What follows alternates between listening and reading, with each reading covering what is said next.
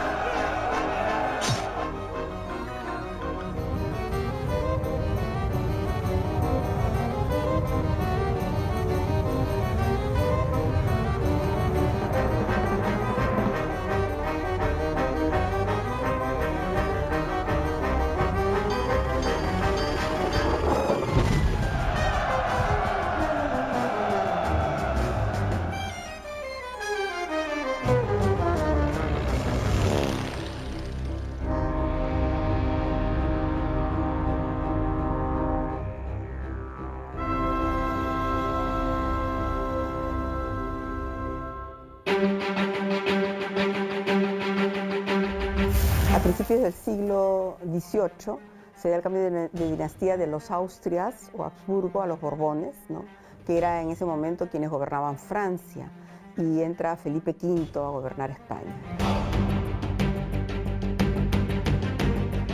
Fue un conjunto de reformas impresionantes. Te diría que creo que los expertos en administración pública tendrían que estudiarla a fondo, porque por la escala geográfica y humana que comprendió, fue realmente admirable.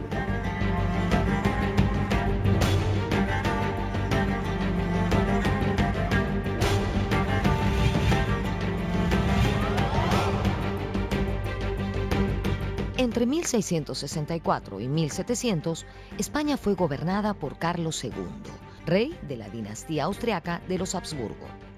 Se trataba de un monarca fatídico, débil de mente y de cuerpo. Le decían el hechizado. Su gobierno significó para España una marcada decadencia, caracterizada por derrotas militares y una grave crisis económica. España, que en el siglo XVI había sido la mayor potencia del mundo, a inicios del XVIII se había convertido en un país atrasado, comparándolo con Inglaterra y Francia, países que sí se habían industrializado. El hechizado murió sin dejar descendencia. Era estéril. En ese contexto, el rey de Francia, Luis XIV, pretendió colocar en el trono español a un pariente suyo, Felipe, duque de Anjou. Austria, Prusia e Inglaterra se opusieron a las ambiciones de Luis XIV. Esto devino en una confrontación bélica que duraría más de una década y se llamaría la Guerra de Sucesión Española.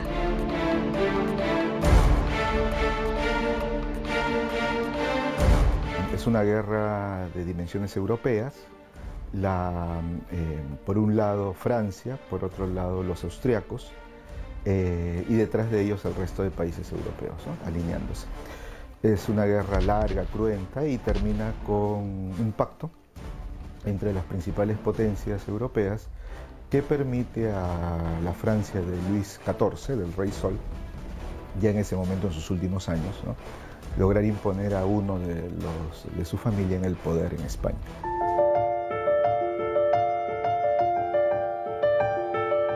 La guerra concluyó en 1713 con la Paz de Utrecht. Este acuerdo otorgó ventajas comerciales a Inglaterra, país que también le arrebató a España el Peñón de Gibraltar y algunas posesiones en Norteamérica. Asimismo, se les permitió a los navegantes ingleses transportar esclavos africanos a los dominios españoles en América. Por otro lado, Felipe de Anjou fue reconocido como rey de España y se convirtió en Felipe V. De esta manera, dejan de gobernar España los Habsburgo, dinastía originaria de Austria, e ingresan los Borbones, originarios de Francia.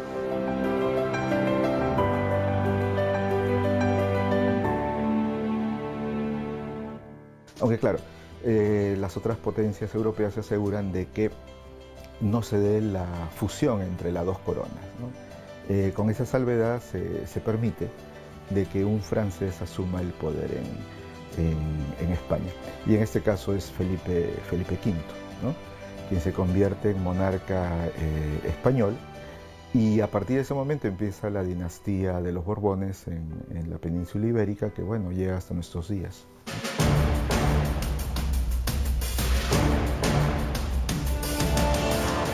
Terminada la Guerra de Sucesión en 1713, Felipe de Anjou fue investido como Felipe V y continuó siendo rey de España y sus dominios. Uno de los objetivos de los Borbones era acortar la brecha económica y cultural entre España y países como Gran Bretaña y Francia.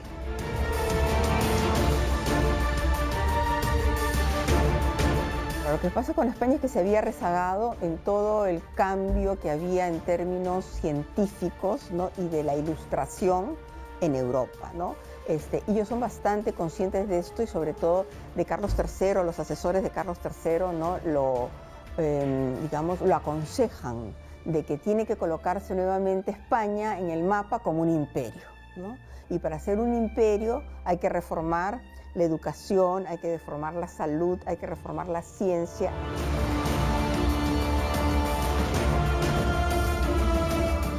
Los reyes Borbones se empeñaron en sacar a España de su atraso y hacerla recuperar su pasada condición de potencia europea de primer orden. Para ello, había que reestructurar ese extenso imperio. Los Borbones entran al gobierno español comenzando el siglo XVIII y tienen que enfrentar un escenario de gran atraso económico, muchos problemas políticos que tenían que ver con la decadencia del orden imperial que enfrentaba la competencia de nuevas potencias como Holanda e Inglaterra, de manera que a fin de salvaguardar su imperio tratan de volverlo más racional. Durante el reinado de El Hechizado, las exportaciones de las colonias americanas hacia España disminuyeron considerablemente. De otro lado, las élites criollas habían adquirido gran poder económico y político. Los Borbones respondieron a esta creciente autonomía americana con una serie de medidas destinadas a fortalecer y centralizar el gobierno monárquico, conseguir mayores recursos económicos y mejorar el control de las colonias. Estas importantes medidas son conocidas como las reformas borbónicas. Se iniciaron con Felipe V y continuaron con otros monarcas, como Fernando VI.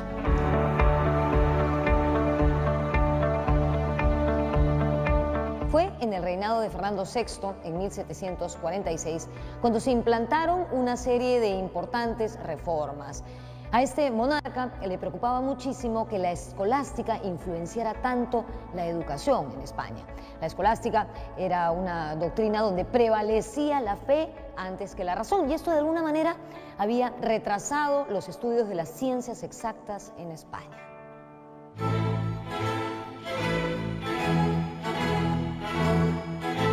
En el periodo de Felipe V, que es la primera mitad del siglo XVIII, las reformas no son tan profundas.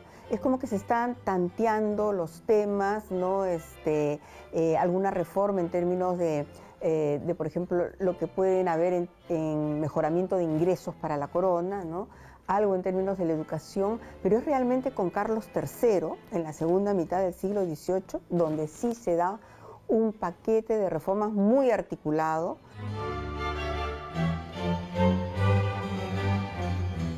Las reformas alcanzaron su fase más radical durante el reinado de Carlos III, abarcando todos los ámbitos de la administración de los territorios en América.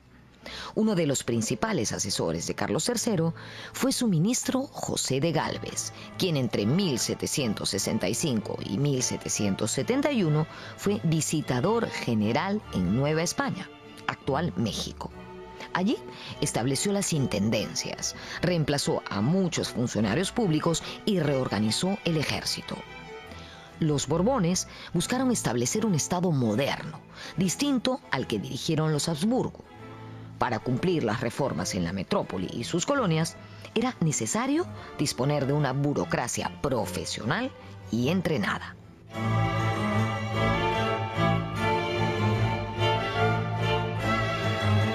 Aparece el tema de la meritocracia, ¿no? Y se dice que con los Austrias simplemente eran puestos familiares, ¿no? El padre compraba el puesto para el hijo y a su vez el hijo luego para su hijo, entonces quedaban en los círculos familiares, en las redes familiares de quienes podían pagar, ¿no? Entonces con los Borbones se trata de influir más en el tema de la meritocracia y se crean incluso centros para entrenar a los burócratas y administradores que se van a mandar, ¿no?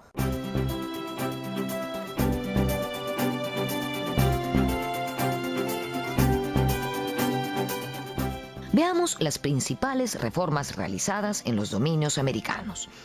Comencemos por las de carácter político-administrativo. En el plano político, las reformas buscaban centralizar el control administrativo. En los cargos públicos se dio preferencia a los peninsulares sobre los criollos, es decir, a los europeos por encima de los hijos de españoles nacidos en América.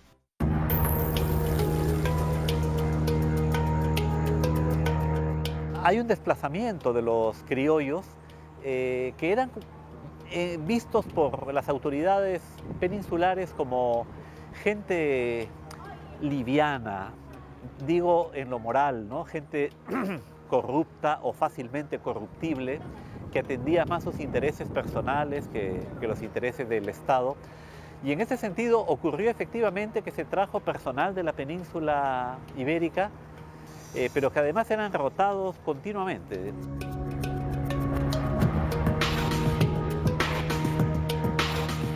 Esta medida provocó resentimiento entre los criollos, que se sintieron marginados de lo que consideraban su derecho natural de gobernar su propio territorio, la tierra donde habían nacido.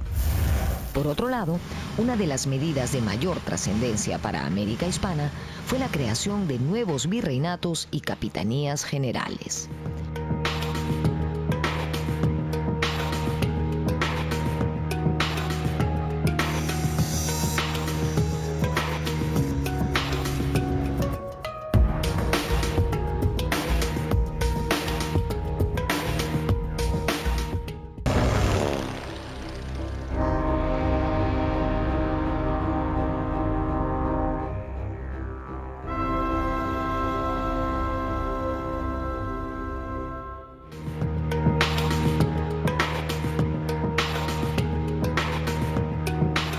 Los objetivos de los Borbones era controlar eficazmente a sus colonias americanas. Para ello, desmembraron el extenso virreinato del Perú y crearon nuevos virreinatos y capitanías generales. ¿Cuál era la idea de esta medida? Facilitar la extracción de recursos, administrar mejor el gobierno y controlar a la población criolla. Así, se crearon los virreinatos de Río de la Plata y de Nueva Granada, que estaban del lado del Océano Atlántico y por ende mucho más cerca a la metrópoli española. Chile y Venezuela se convirtieron en capitanías generales. De esta manera, a finales del siglo XVIII, se empezaron a configurar los límites de los que serían los futuros países sudamericanos.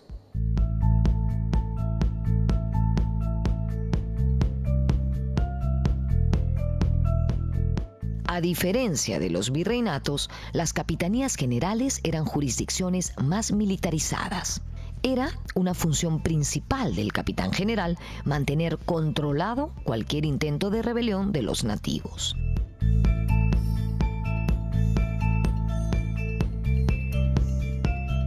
La idea nuevamente es el control.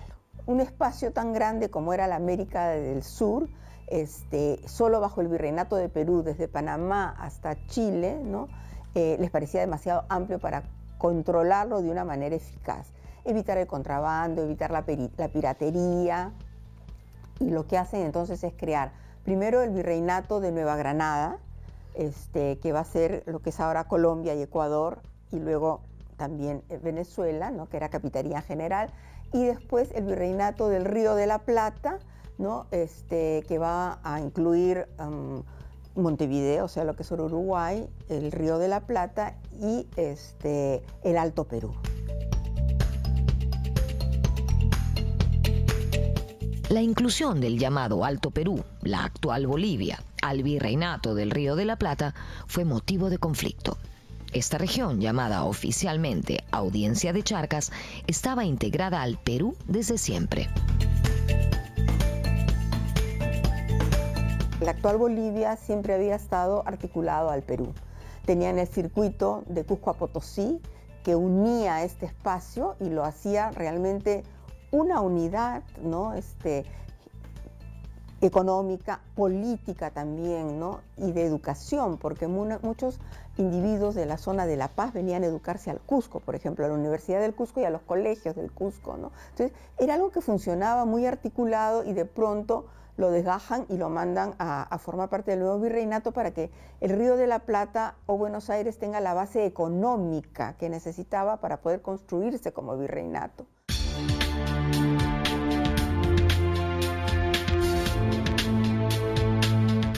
En plena guerra de la independencia americana, el Alto Perú retornó a la jurisdicción del virreinato peruano. Esta situación se mantuvo hasta el final de ese proceso, momento en el que la Audiencia de Charcas se convirtió en una nueva república, Bolivia. En el norte, Maynas y Guayaquil se incorporaron al virreinato de Nueva Granada. Más adelante, en 1802, Maynas retornó al Perú y un año después lo hizo Guayaquil. En este último caso, la corona tomó esta decisión frente a la protesta de sus comerciantes. Más tarde, en 1822, durante el proceso de la independencia y bajo la autoridad de Simón Bolívar, Guayaquil pasó a formar parte de un naciente país, la Gran Colombia.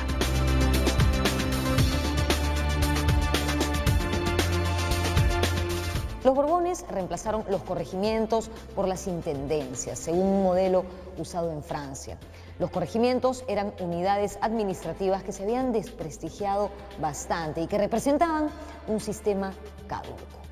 La idea de implantar las intendencias era modernizar el gobierno e incrementar las rentas de la corona mediante una mucho más efectiva recaudación de impuestos.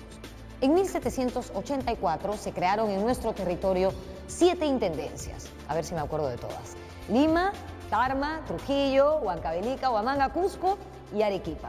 En 1796 se integró la intendencia de Puno al Perú. Esas intendencias fueron la base para la creación de los departamentos durante la época de la República.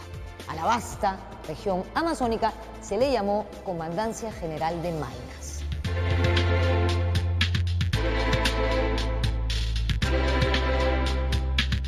Las intendencias eran divisiones político-administrativas y fueron creadas para centralizar el poder.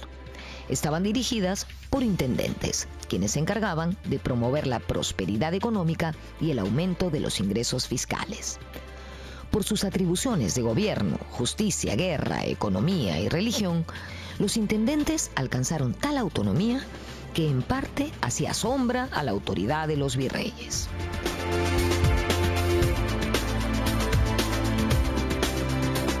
Es un sistema que se había probado con éxito en Francia y luego cuando vienen los Borbones a España, lo primero que hacen es tratar de también implementar el sistema de intendencias que implica toda una división, ¿no?, geopolítica del espacio bajo otro tipo de digamos, concentración, ¿no?, de la población bajo las intendencias que son macroespacios, ¿no? En el Perú se va a aplicar recién en la década de los 80, igual que en el caso del Virreinato de Buenos Aires, pero esto venía aplicándose en España ya desde comienzos del siglo XVIII.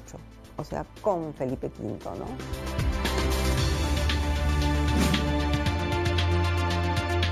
En 1784, poco después de la derrota de la Gran Rebelión de Túpac Amaru II, los intendentes reemplazaron a los corregidores, funcionarios que cometieron grandes abusos contra la población indígena y que además tenían fama de corruptos.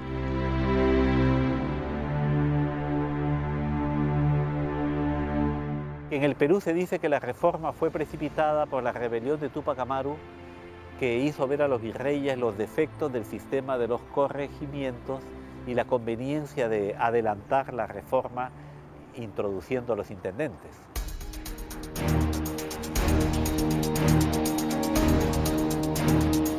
A diferencia de los Habsburgo, para los reyes borbones, el poder real provenía directamente de Dios y no de la Iglesia. Por este motivo, el Estado se encontraba por encima de todo, inclusive del poder papal.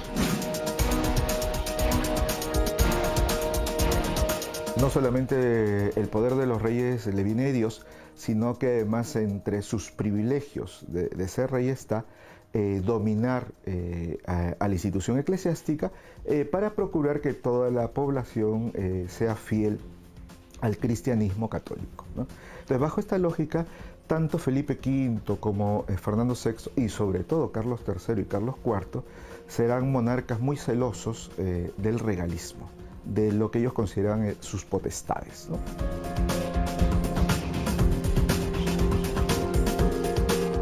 Conforme a su concepción del poder, los reyes borbones no vieron con buenos ojos a los jesuitas. Los miembros de la Compañía de Jesús habían adquirido gran autonomía en las colonias americanas, especialmente en la Amazonía y en el Paraguay.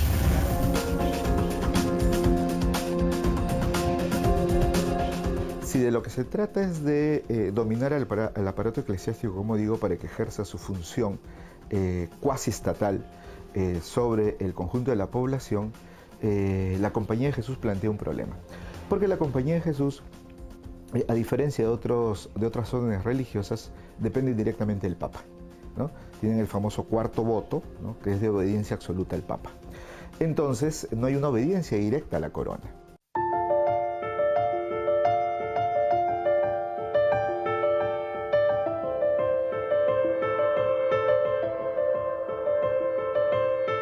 Las autoridades españolas desconfiaban de los miembros de la Compañía de Jesús, es decir, de los jesuitas.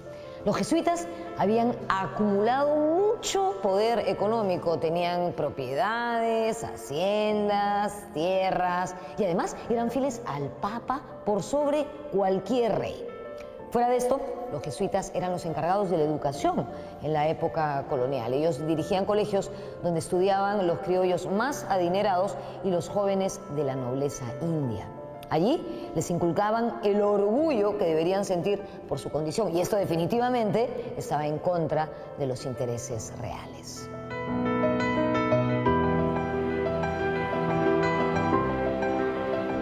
Es así que el rey Carlos III empezó a maquinar la expulsión de los jesuitas de sus dominios.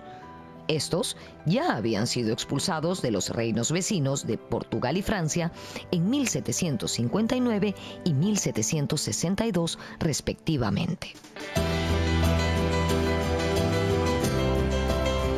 El Estado español trata de desarmar a las instancias rivales y una de ellas era la Iglesia. Algunas de las órdenes religiosas funcionaban casi como órdenes militares, y es el caso de los jesuitas, que tenían una jerarquía muy rígida, una disciplina espartana, vamos a decirlo así, un personal de mucha calidad, entregado a sus labores pastorales, y los virreyes parece que vieron en los jesuitas como un poder paralelo que desafiaba el poder político que ellos tenían.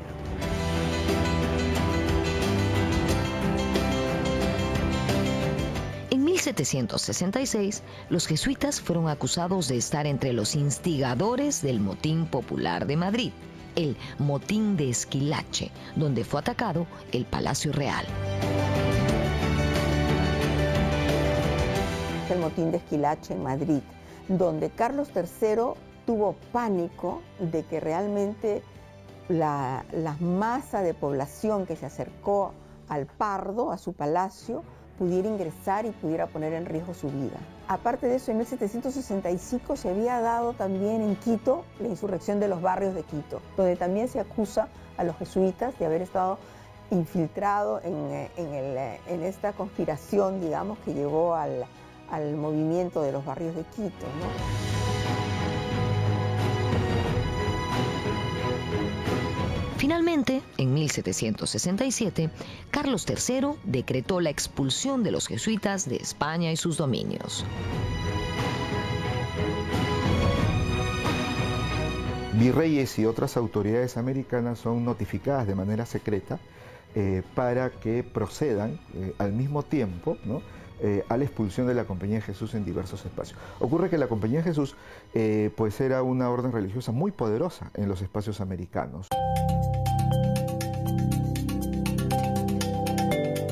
Para evitar desórdenes y oposiciones como los ocurridos en la colonia portuguesa de Brasil, la medida se mantuvo secreta hasta el último momento. En Brasil, por ejemplo, cuando se dio el decreto de expulsión, sectores sociales, poblaciones, en los lugares donde estaban los jesuitas, pues hicieron revueltas, motines, etc. Entonces no se quería evitar eso, ¿no? Entonces el virrey Amat recibe las instrucciones secretas para que en el mes de septiembre de 1767, el decreto había sido en el verano, pueda actuar sobre la Compañía de Jesús en el Perú.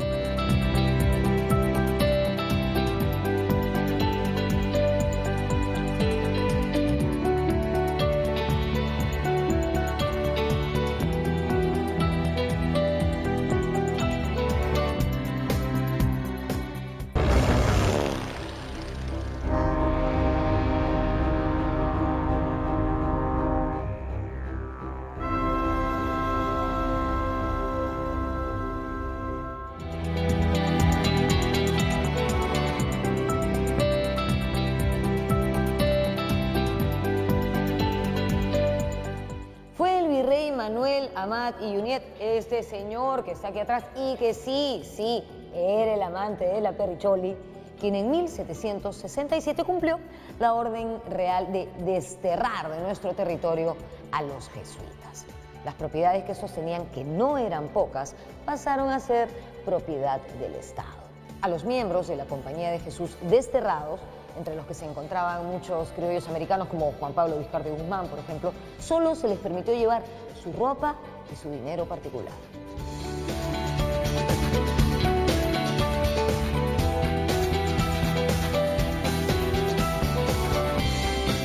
En el caso de Lima, efectivamente, el 9 de septiembre en la madrugada, una auténtica operación militar, se procedió a entrar a todas las casas de los religiosos, a reunirlos, a leerles el decreto de expulsión y proceder a agruparlos, a hacer los inventarios del caso y trasladarlos a lugares idóneos de la costa peruana para esperar los barcos y sacarlos, expulsarlos del Perú rumbo a Italia. Esto ocurrió en todos los virreinatos de América.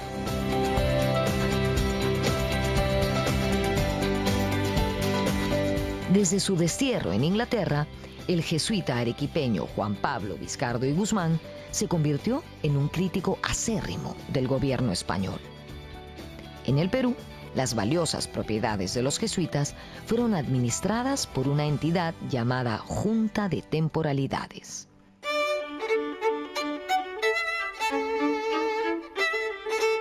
Por varias razones los expulsan a los jesuitas, ¿no? Quieren cambiar todo el sistema educativo, y el sistema educativo lo controlan los jesuitas, tanto en España como en sus colonias, ¿no? O sea, los principales colegios para criollos y para la élite indígena están en manos de los jesuitas, ¿no? Las propiedades, ¿no? Tienen las mejores propiedades porque las administran muy bien y además las modernizan. Entonces, tienen las mejores obrajes, tienen los mejores ingenios azucareros, y el problema es que no pagan impuestos.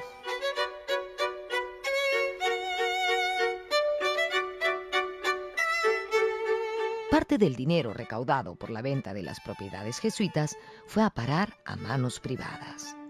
Uno de los objetivos de las autoridades era invertir este dinero en la modernización de la metrópoli española y sus colonias. Sin embargo, las continuas guerras libradas por España en Europa conspiraban contra este propósito.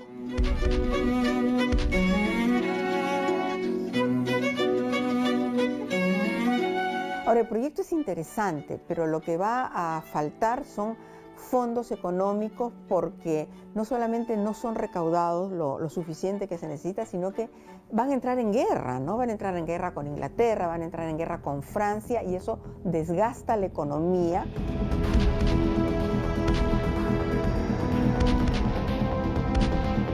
O sea, lo que tenían reservado para las reformas, ¿no? Simplemente se va a cubrir estos problemas bélicos, ¿no? Que parece que fueran como una provocación para evitar que España se convirtiera nuevamente en el gran imperio que había sido, por ejemplo, con Felipe II, ¿no?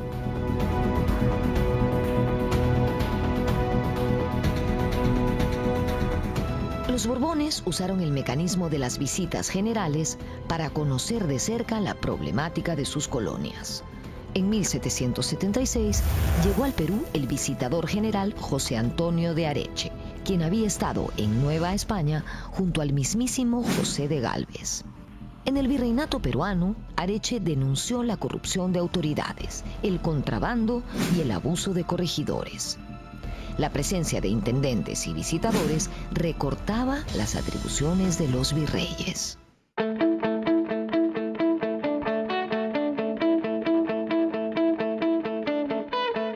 De la mano con las ideas de la Ilustración referentes al fomento de las ciencias, los Borbones propiciaron la llegada de expediciones científicas. Entre 1735 y 1744 estuvieron en América los franceses Charles-Marie La Condamine y Luis Godin, y los españoles Jorge Juan y Antonio de Ulloa, calculando la forma exacta de la Tierra. Entre 1778 y 1787, los botánicos españoles Hipólito Ruiz y José Pavón estudiaron la flora del Perú y de Chile.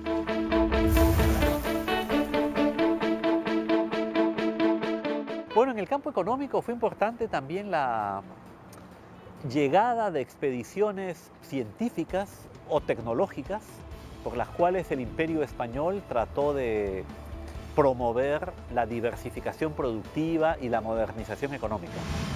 Por ejemplo, quiero poner de relieve la expedición mineralógica del barón de Nordenfleet, que llegó en 1789, entraron por Buenos Aires, luego llegaron a Potosí, después al Perú, para tratar de modernizar los procesos de refinación de la plata.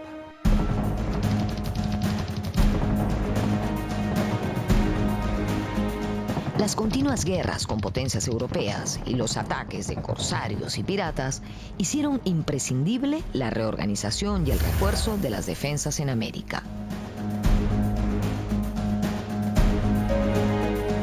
Y esto llevó a que tuvieran que fortificar todas las costas de su imperio. De ahí es que aparecen estos fuertes militares que existen hasta el día de hoy, como el Real Felipe, pero se hacen otros en La Habana, pues en Cartagena, en Acapulco, en Veracruz. Construir esta cadena de fuertes implicaba un gran costo. Para sufragarlo hubo que hacer reformas fiscales, comerciales, que permitieran que el imperio se integre económicamente más.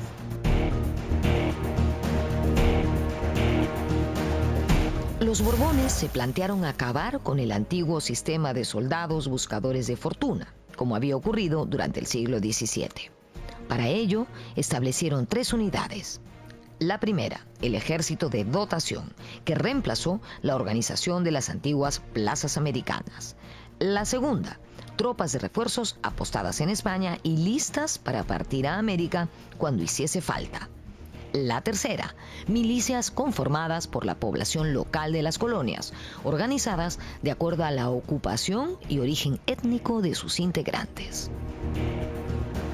En el plano interno, en el siglo XVIII, la corona española mandó militarizar extensas áreas del virreinato peruano. Por ejemplo, Huarochirí en la Sierra Limeña y la Sierra Central, donde había llegado la rebelión de Juan Santos Atahualpa.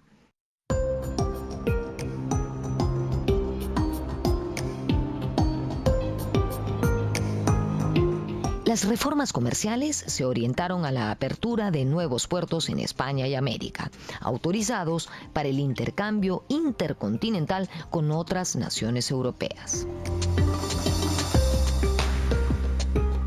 El Estado español estaba asediado por la competencia de otros imperios, como he mencionado antes, y una forma de bajar la tensión a esta competencia fue permitir que mercadería de otros imperios pudiera ser desembarcada en puertos del Imperio español. Ya desde el Tratado de Utrecht en 1713, Inglaterra consiguió que un barco suyo pudiese vender mercadería en Hispanoamérica. Esta concesión era conocida como el navío de permiso. Años después, en 1740, se dispusieron los navíos de registro, que consistían en conceder un permiso especial a los armadores que lo solicitasen a fin de que sus naves ejercieran por cuenta propia el comercio con las colonias de ultramar.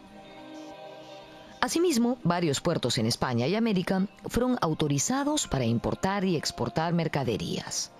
En España, la Casa de Contratación, encargada de administrar el monopolio comercial con las colonias, se trasladó de Sevilla a Cádiz. Era el fin del eje monopólico entre Sevilla y el Callao.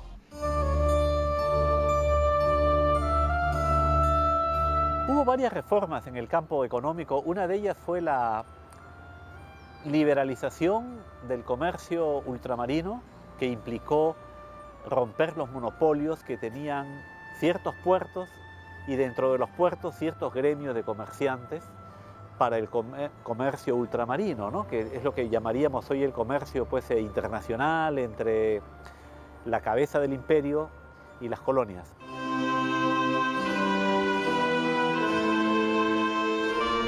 A fines del siglo XVIII se permitió la navegación por el Cabo de Hornos. Esto significó un duro revés para los comerciantes de Lima y el Callao. Antes todo el comercio se hacía desde el Caribe hacia la zona, digamos, de tierra firme. Por tierra firme pasaban las mercaderías hacia el Pacífico y el Pacífico estaba la Armada del Sur, que llegaban las mercaderías al Callao. Como esta zona ya está muy conflictiva con toda esta situación de los ingleses, lo que se abre a partir de 1740 es una nueva ruta, que es la ruta por el Cabo de Hornos. Esa ruta entonces permite que los barcos ya ingresen, por ejemplo, que lleguen en el primer punto de parada sería Buenos Aires, pasan por Cabo de Hornos, paran en Valparaíso y siguen hasta el Callao.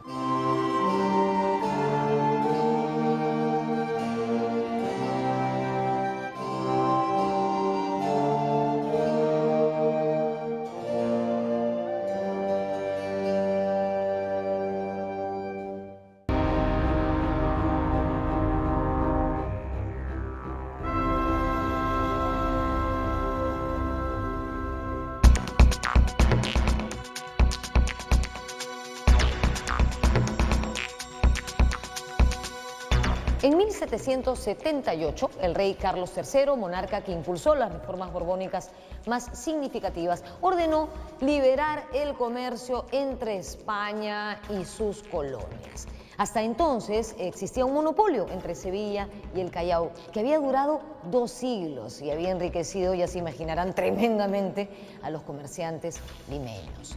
A raíz de esta medida, otros puertos de esta zona, como Valparaíso, Buenos Aires o Guayaquil, comenzaron intercambios comerciales recibiendo mercancías de España, de Holanda, de Inglaterra, de Francia, y esto evidentemente causó estragos en la economía del Callao, el principal puerto del virreinato. Quien ejecutó esta medida fue el virrey Manuel de Guiriot.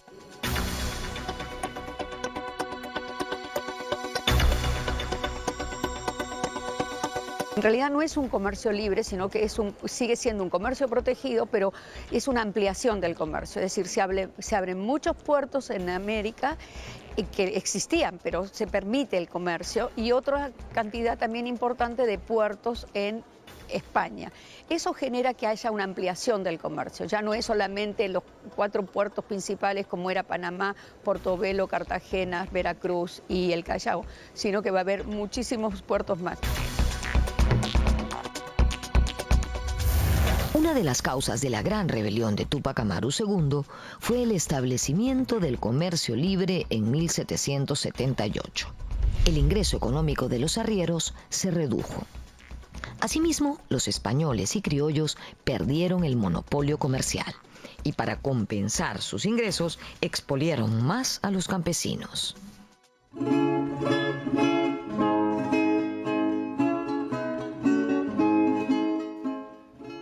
Otra de las grandes reformas borbónicas fue la referida a los impuestos. Esta medida buscaba modernizar el sistema fiscal. Con los Habsburgo habían numerosos impuestos, pero eran poco efectivos porque había muchísima evasión. No como ahora, ¿no? Que nadie evade impuestos, me imagino. Con los Borbones se crearon aduanas en varias ciudades, como La Paz, Cochabamba y Buenos Aires. Se redujo el impuesto al comercio exterior, pero se elevó para el comercio interior. La alcabala, que sería una especie de IGB actual, pasó del 2 al 6%. Se crean nuevos impuestos, el impuesto sobre el aguardiente de 12.5%, que es un impuesto muy alto. Se sube la alcabala, que es el impuesto de compra y venta, del 2 al 4%, luego al 6%. Perú se introdujo lo que hoy es quizás el impuesto más rendidor del Estado peruano, que es el impuesto a la venta, que en este caso es el impuesto de alcabala, pero también el impuesto selectivo al consumo, se llama hoy en día, y se introdujo en 1777 como impuesto al aguardiente. Fue la primera vez que un producto de consumo masivo fue gravado con un impuesto que no se sabía bien si su finalidad era desincentivar el consumo de una bebida pues embriagante que podría ser peligrosa para la salud o el orden moral y social, o si la idea era aprovechar el consumo extendido para recaudar. En el caso de las alcabalas es el impuesto de compra-venta, ¿no? O sea, los grandes productores de vinos, los productores de textiles, de grandes obrajes, pagan igual que el pequeño productor, ¿no? Incluso hay algunos productos que para los pequeños productores, que son los indígenas sobre todo, están protegidos, ¿no? El indio no paga alcabala por los productos naturales, digamos, ¿no? O sea, no paga alcabala por el maíz, no paga alcabala por la coca, pero sí por productos de origen europeo.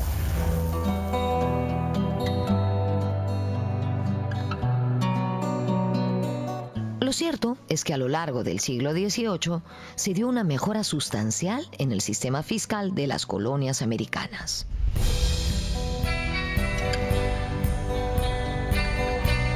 La recaudación fiscal es una de las variables que tiene mayor crecimiento en la economía colonial. Así como crece el comercio, crece mucho la recaudación de impuestos, que más o menos se triplica de mediados a finales del siglo XVIII.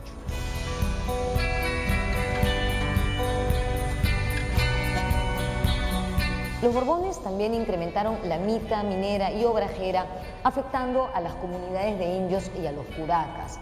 Esta mita era el impuesto que los indios pagaban trabajando en minas o empresas asociadas a lo textil.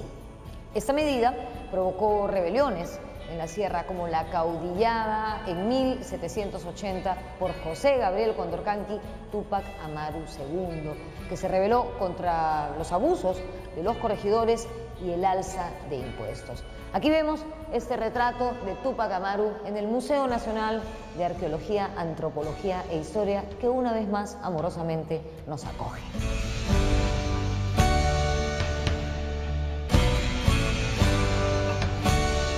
Hay un proyecto de que tributen también los mestizos, los mulatos y los zambos, ¿no? Que no llegue a implementarse porque la gran rebelión de alguna manera le pone un pare a esta implementación, ¿no? Pero existía esa idea, ¿no?, de que tributaran mestizos, ambos y mulatos, porque con eso, como era una población que había crecido mucho. Con el paso del tiempo, los tres grupos étnicos, español, indígena y africano, se mezclaron, dando paso a una sociedad variopinta. Esta situación llamó la atención y preocupó al virrey Borbón Manuel de Amat y Junyent, quien mandó a realizar una serie de pinturas sobre estas mezclas, los llamados cuadros de castas. Estas pinturas fueron enviadas a España para que en la metrópoli conocieran mejor esta realidad. En el aspecto social, los Borbones estuvieron interesados en ejercer el control, en controlar a la población y mantener el orden público. Por este motivo, se construyeron espacios públicos cerrados para que la población pudiera divertirse, como plazas de toros, teatros y coliseos de gallos. Los toros eran antes en las plazas mayores, ¿no?, de los diferentes pueblos. En la plaza ponían ahí una parafernalia para que se llevaran a cabo los toros. Lo que hace Amat en ese sentido, como reformista y bueno, muy tocado por todo lo que eran las reformas borbónicas, es buscar un espacio cerrado, que va a ser Hacho, ¿no? Entonces, ahí están, fácilmente los pueden identificar, quiénes han entrado, dónde están sentados, etcétera, ¿no? Este objetivo de control y orden en los espacios públicos también se manifestaba en las procesiones, cuyos recorridos eran diseñados estrictamente por las autoridades. Las reformas borbónicas propiciaron la decadencia de la nobleza criolla, además de la mutilación del territorio con la creación de nuevos virreinatos. A nivel continental, provocaron el malestar de las élites criollas. Estos sectores sociales finalmente rompieron con la metrópoli y poco después lideraron el proceso emancipador. Parecía que el Estado español se había modernizado, había sido ganado por ideas más modernas, en cierto sentido liberales, y uno diría, ¿para qué me voy a independizar si ya el propio Estado español está haciendo lo que nosotros querríamos hacer si nos independizáramos, ¿no? Así que por ese lado más bien pudo ser un antídoto. Pero por otro fue un acompañante o precipitante, porque al promover cierta apertura, que llegaran productos británicos, y tú sabes que con los productos también llegan ideas, modas políticas, entonces hicieron ver a los criollos americanos que había otras formas de gobierno, que había países donde la economía se organizaba de forma más eficiente. No olvidemos que una de las medidas de los Borbones fue desplazar a los criollos de los cargos públicos en beneficio de funcionarios peninsulares. Fuera de ello, la carga fiscal aumentó y esto generó descontento en la población americana, además de un sentimiento de expolio, porque se sentían maltratados por la metrópoli europea. A finales del siglo XVIII e inicios del XIX, Inglaterra se afianzaba como la reina de los mares y la primera potencia mundial con extensas colonias en varios continentes. En Gran Bretaña se reafirmaba la monarquía constitucional y la revolución industrial, mientras que Francia era sacudida violentamente por la revolución que ejecutó al rey Borbón Luis XVI en 1793. Por su parte, España, si bien había avanzado con las reformas borbónicas, siguió siendo una potencia de tercer orden en Europa, gobernada por un régimen despótico y absolutista. Hacia 1824, las colonias españolas en América, salvo algunas islas del Caribe, alcanzarían su independencia política.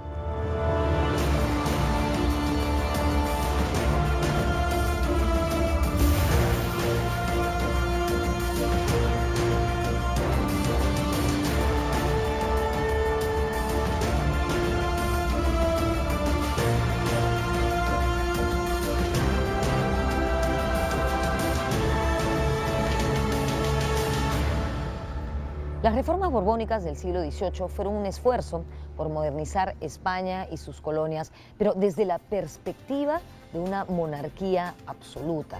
Los Borbones buscaron reforzar el poder de los peninsulares, es decir, de los españoles que vivían en esta zona del mundo, en desmedro de los criollos que poco a poco se fueron alejando de la madre patria. Paradójicamente, las reformas borbónicas que buscaban recuperar el poder de España terminaron convirtiéndose en causas que motivaron nuestra independencia. Extraño, ¿no? Pero así es la vida. Nos vemos en la próxima.